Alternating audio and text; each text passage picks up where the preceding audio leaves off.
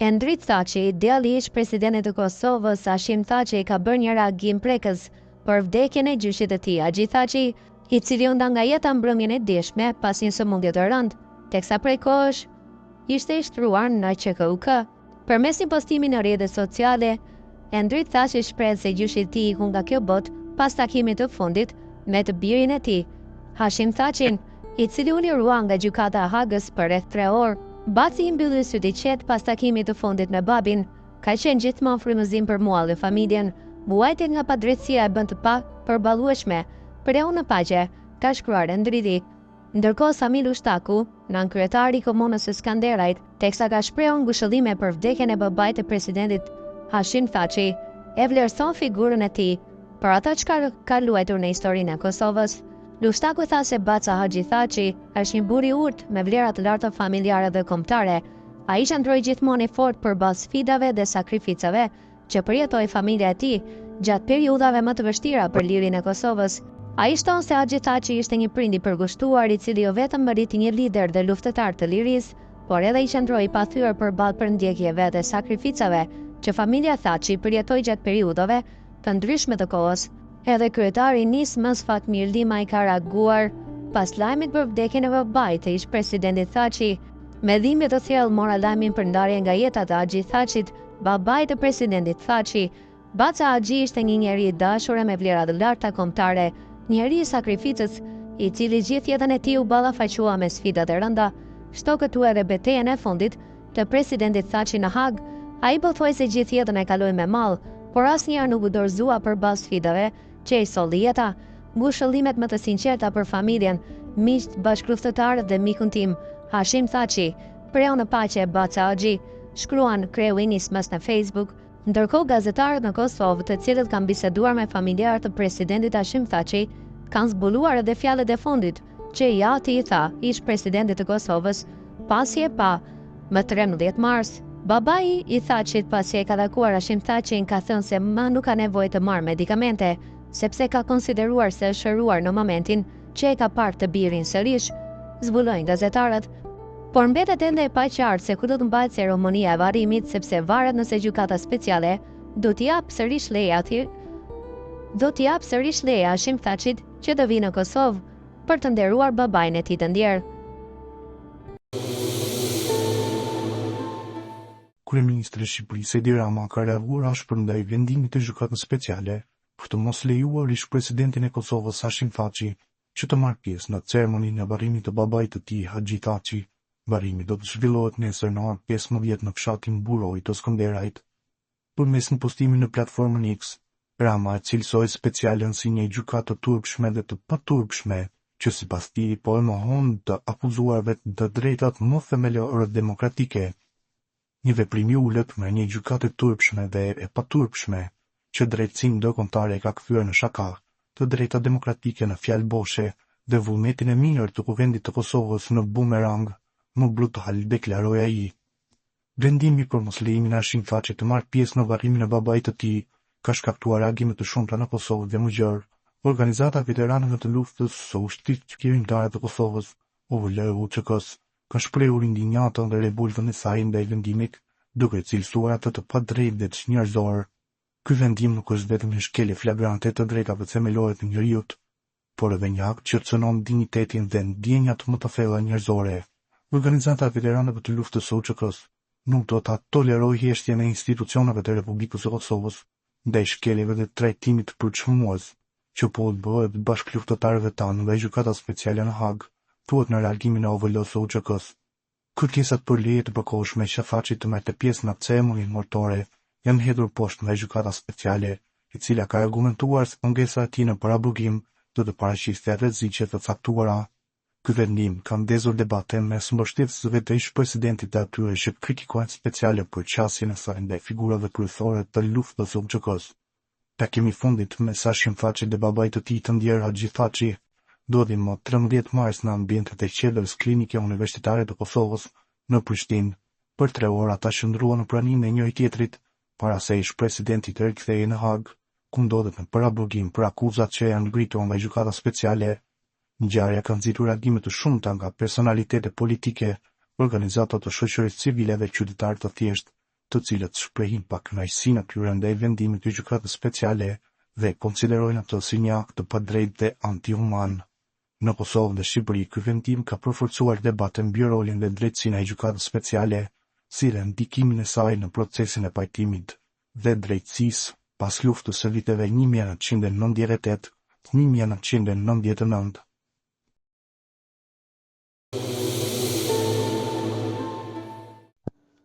Blagojço Georgiev, ish përgjegjës për sigurinë e lokalit të natës ku ndodhi tragjedia në Maqedoninë e Veriut, ka dhënë një intervistë për mediat ku ka fajsuar pronarët e diskotekës për shumë parregullsi. Ai tha se gjatë periudhës që është marrë me sigurinë e klubit, ka vritur një sër problematikash. Sipas tij, izolimi në klub është bërë nga materiale të lira dhe leja e funksionimit ka qenë e dyshimt. Mo dhem shpirti, ka 2 vjet që njerëzit e mi sigurojnë diskotekën. Shefi është i pankupur, nuk ka gjë të tillë, aq shumë i do parat. E di që gjitha pjesa e brendshme është e veshur me izolim më të lirë, sfungjer. Unë kam qenë prezent teksa po e bënin, dhe tani dikush do të më akuzoj, se po e them këtë. Më akuzojnë 60 familje, 30 persona, ndodhen ende në spital, ka thënë Georgiev. Mes lotëve duke shtuar se ndjihej i dëshpëruar për atë që ndodhi. Georgiev tha se ka paralajmëruar pronarin për praninë e të miturve në diskotek. Ai shton se pronari nuk e mori seriozisht këtë problem. I thash po vjen fëmijë 15 vjeç dhe ai më thoshte, le t'i lën për lekët që ne t'i fitojmë. Kush e ka dhënë lejen për atë vrim të një diskoteke? Kush i ka bërë kontrollimet? Unë personalisht kam raportuar se ka pasur një tuftë të miturësh brenda dhe në fund më rezulton se unë jam problemi. Unë flas për sistemin, jo për individët, tha ai. Të paktën 59 persona humbën jetën dhe 150 tjerë ndodhen në spital nga zjarri që shpërtheu në klubin e natës Puls në Koçan, në Maqedoninë e Veriut. Klubi më vonë u zbulua se funksiononte me një licencë të falsifikuar dhe nga kontrolli u konstatuan dështime të rënda sigurie. Pronari i klubit, i cili tentoi të largohej nga vendi, u arrestua së bashku me 19 persona të tjerë.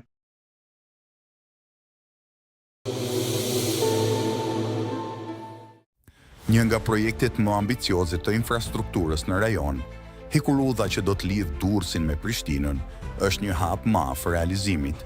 Ministria e Infrastrukturës ka njoftuar përfundimin e studimit të fizibilitetit dhe projekti DES për këtë linjë hekurudhore strategjike, e cila pritet të kushtojë rreth 750 milionë euro. Ky zhvillim i rëndësishëm u prezantua për të dyja palët, Shqipërinë dhe Kosovën, duke i hapur rrugë sigurimit të financimit të nevojshëm për projektin. Një projekt me rëndësi të madhe strategjike, linja hekurudhore Durrës-Prishtinë nuk është thjesht një projekt transporti, por një investim strategjik që pritet të sjellë përfitime të shumta ekonomike, tregtare dhe ushtarake për të dyja vendet. Hekurudha do të shërbejë si një korridor i rëndësishëm për transportin e mallrave dhe qytetarëve midis Shqipërisë dhe Kosovës, duke lehtësuar lëvizjen dhe duke krijuar mundësi të reja për zhvillim ekonomik. Gjithashtu, projekti do të ketë një rëndësi të veçantë për qëllime ushtarake dhe sigurinë kombëtare, duke qenë se Shqipëria është vend antar i NATO-s. Infrastruktura e re mund të shërbejë për përmirësimin e kapaciteteve logjistike në rast të situatave emergjente. Kjo është veçanërisht e rëndësishme në kontekstin e rritjes së bashkëpunimit mes Shqipërisë dhe Kosovës dhe aleatëve të tyre strategjik. Traseja e planifikuar. Sipas studimit të fizibilitetit, hekurudha do të ndjek një trase që kalon nëpër disa nga qytetet më të rëndësishme të Shqipërisë dhe Kosovës. Linja do të nisë nga Durrësi, një nga portet më të mëdha të rajonit, duke vazhduar përmes Milotit, Mjedës dhe Shkodrës. Më pas do të kalojë në territorin e Kosovës përmes Gjakovës për të mbërgjitur në Prishtinë. Një pjesë e kësaj traseje do të përkojë me hekurudhën Vor-Hani Hotit, një tjetër projekt i rëndësishëm infrastrukturor në Shqipëri. Ky integrim i linjave hekurudhore pritet të forcojë lidhjet mes Shqipërisë, Kosovës dhe më gjerë me rrjetin evropian të transportit, përfitimet ekonomike dhe shoqërore. Hekurudha Durrës-Prishtinë do të ndikojë ndjeshëm në zhvillimin ekonomik të rajonit. Transporti hekurudhor është një nga mënyrat më të lira dhe më miqësore me mjedisin për të lëvizur mallra dhe njerëz. Kjo do të reduktojë kostot e transportit për bizneset dhe do të krijojë mundësi të reja për tregtinë mes dy vendeve. Po ashtu, hekurudha do të ketë një ndikim pozitiv edhe në sektorin e turizmit. Lidhja më e shpejtë e më e lehtë mes dy vendeve pritet të rrisë fluksin e turistëve, duke i dhënë një shtys të re zhvillimit të këtij sektori. Financimi dhe sfida. Megjithëse studimi i fizibilitetit është përfunduar, mbetet ende sfida e sigurimit të financimit për ndërtimin e Ekurudhës. Kostoja e parashikuar prej 750 milion eurosh është një investim i madh dhe qeveritë të dyja vendeve po shqyrtojnë mundësitë për të tërhequr fonde nga Bashkimi Evropian, institucionet financiare ndërkombëtare dhe investitor privat. Nëse sigurohet financimi i nevojshëm, ndërtimi i Ekurudhës pritet të zgjasë disa vite, por përfitimet afatgjata do të jenë të mëdha për ekonominë dhe shoqërinë e të dy vendeve. Si përfundim, realizimi i Ekurudhës Kuqezi do të jetë një moment historik për Shqipërinë dhe Kosovën, duke përforcuar lidhjet ekonomike, strategjike dhe kulturore mes dy vendeve. Ky projekt, përveç se do të lehtësojë transportin dhe tregtinë, do të krijojë mundësi të reja zhvillimi dhe do të rrisë sigurinë rajonale. Me përfundimin e fazës së studimit, tashmë fokusi është në sigurimin e fondeve dhe nisjen e punimeve për ta kthyer këtë vizion në realitet.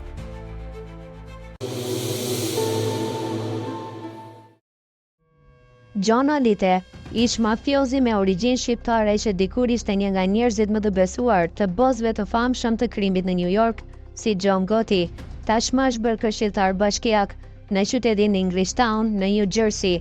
Ish ushtari i familjes Gambino, i cili dikur u dënua për 6 vrasje dhe 10 rasulme të dhunshme, u betua të mërkurën si antari më i ri i Këshillit Bashkiak, duke marrë një kthes të papritur në jetën e tij. Kam pasur një të kaluar të errët, por tani dua ta shlyej dhe ta përfundoj jetën duke bërë gjëra pozitive, tha 62 vjeçaria Alite për mediat. I njohur si një nga arkëtuesit më të suksesshëm të klanit Gambino, gjatë viteve 80 dhe 90, Alite beson se përvoja e tij në rrugë do ta ndihmojë edhe në politik. Çdo aspekt i rrugës është si qeveria, ndaj e kuptoi mirë manovrimin politik dhe intrigat, shtoja ime tej. Alite, i cili kaloi 14 vite në burg dhe më pas u bë dëshmitar i FBI-s kundër ish mikut të tij, John Gotti Jr., ka qenë i angazhuar në punë sociale për të ndihmuar të rinj që të largohen nga rruga.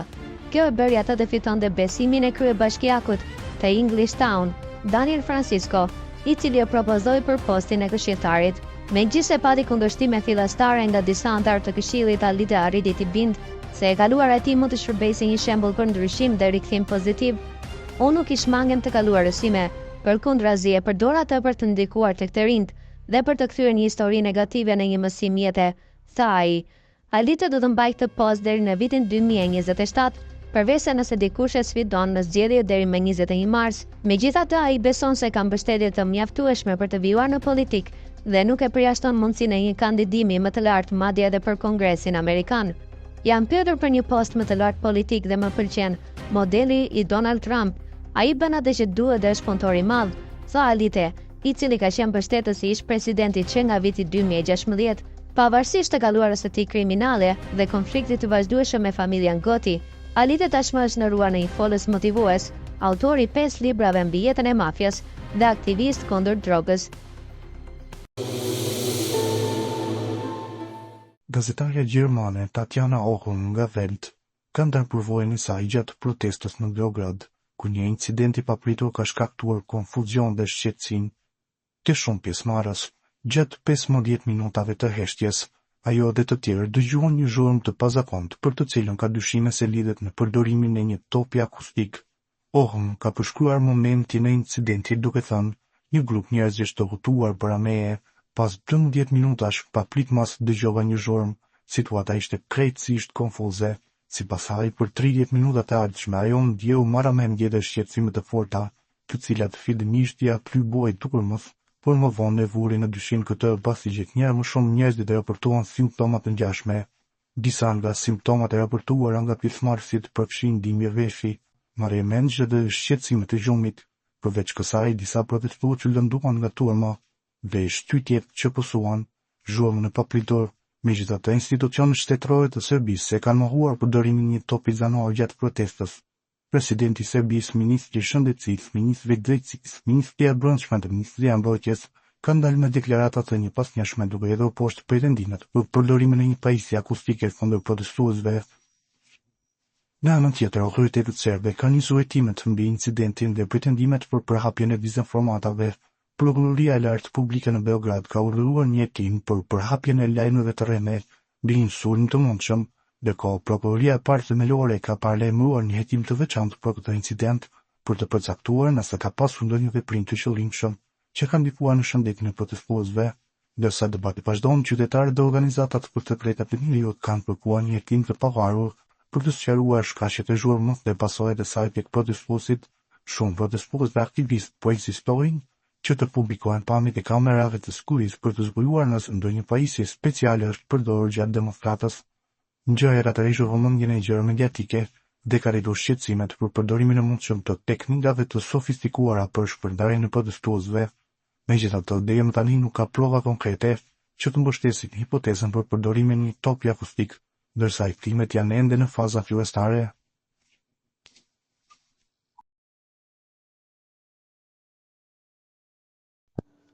Blagojço Georgiev, ish përgjegjës për sigurinë e lokalit të natës ku ndodhi tragjedia në Maqedoninë e Veriut, ka dhënë një intervistë për mediat ku ka fajsuar pronarët e diskotekës për shumë parregullsi.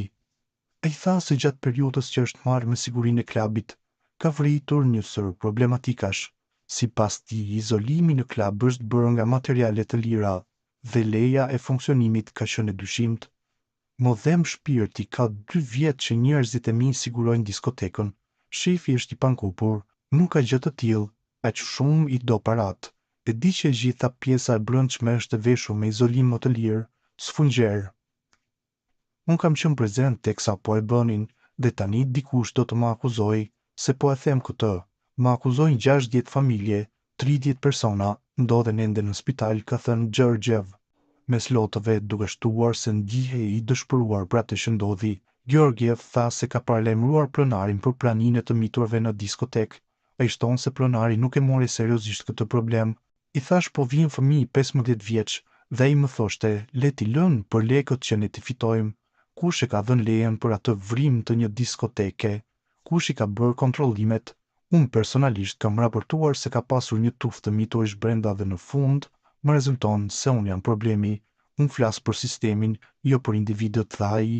Të paktën 59 persona humbën jetën dhe 150 tjerë ndodhen në spital nga zjarri që shpërtheu në klubin e natës Puls në Koçan, në Maqedoninë e Veriut. Klubi më vonë u zbulua se funksiononte me një licencë të falsifikuar dhe nga kontrolli u konstatuan dështime të rënda sigurie. Pronari i klubit, i cili tentoi të largohej nga vendi, u arrestua së bashku me 19 persona të tjerë